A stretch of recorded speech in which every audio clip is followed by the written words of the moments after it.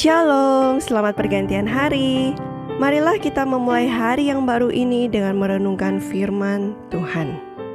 Renungan kita pada petang hari ini ingin saya mulai dengan sebuah pertanyaan. Apa yang menjadi pedoman hidup kita?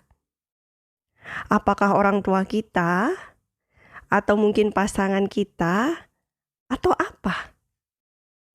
Saya ingin membacakan sebuah kutipan dari Daughters of God, halaman 77, paragraf yang pertama.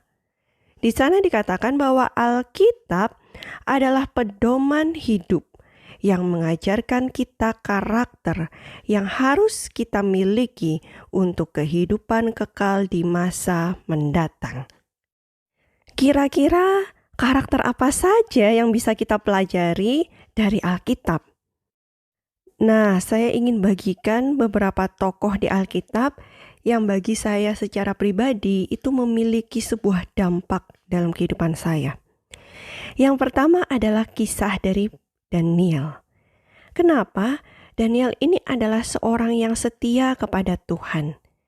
Dan jika kita ingat ceritanya yang pernah saya ceritakan mengenai cerita Daniel di Gua Singa, bahkan orang-orang mencari kesalahan Daniel di dalam urusan-urusan duniawinya, mereka tidak temukan.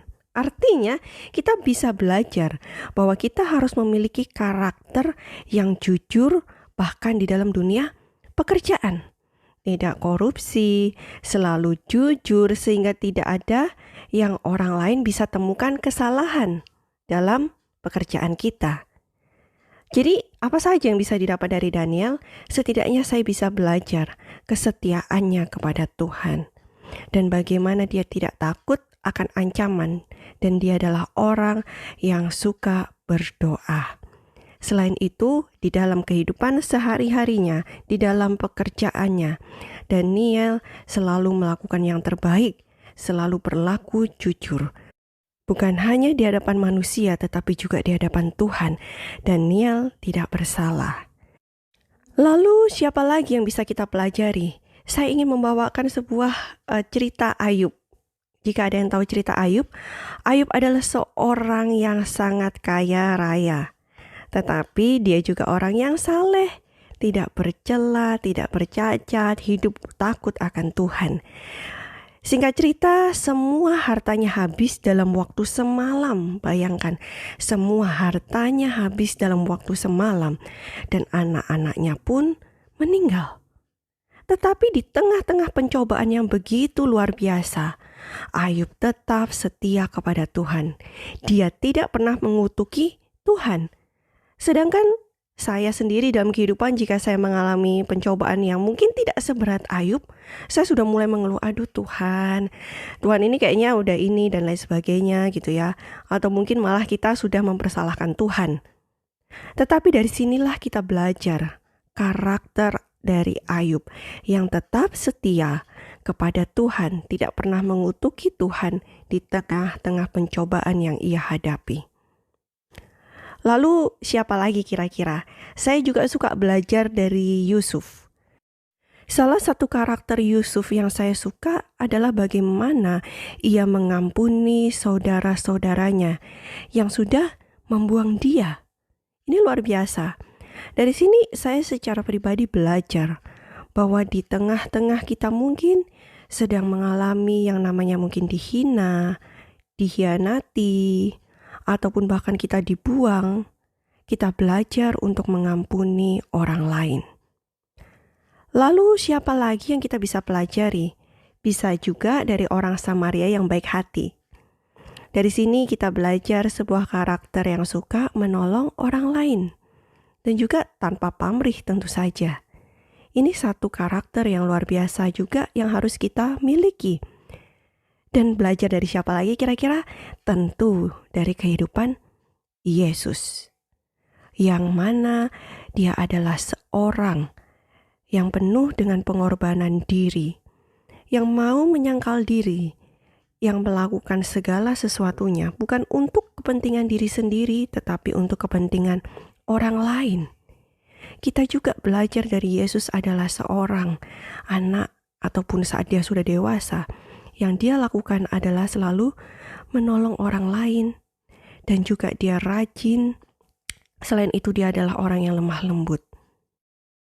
Yesus juga mengajarkan kita untuk mengampuni orang lain. Ini luar biasa bukan kehidupannya? Dan biarlah karakter-karakter yang ada di dalam Alkitab itu boleh menjadi karakter-karakter kita.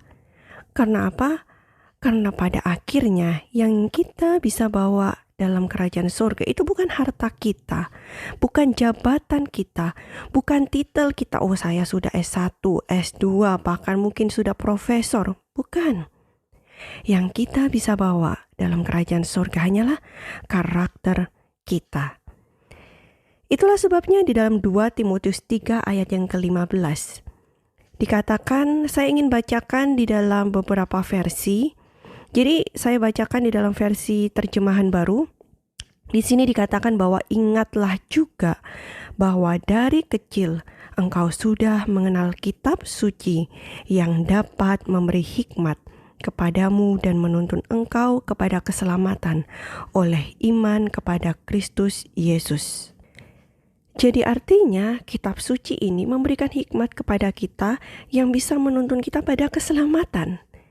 Nah, saya ingin bacakan untuk TB, untuk yang versi terjemahan baru dikatakan keselamatan oleh iman kepada Kristus Yesus. Tetapi di dalam versi King James dikatakan through faith which is in Christ Jesus. Di dalam ILT 3 dikatakan bahwa keselamatan melalui iman dalam Hamasya Yesua. Artinya iman di dalam Kristus Yesus. Saya ingin kembali lagi kepada poin saya, yaitu Alkitab. Pentingnya kita menjadikan Alkitab sebagai pedoman hidup kita. Kiranya renungan kita pada petang hari ini boleh mengajak kita bersama-sama untuk selalu membaca Alkitab setiap hari, dan jadikanlah Alkitab sebagai pedoman hidup kita. Selamat pergantian hari dan Tuhan memberkati kita semua. Amin.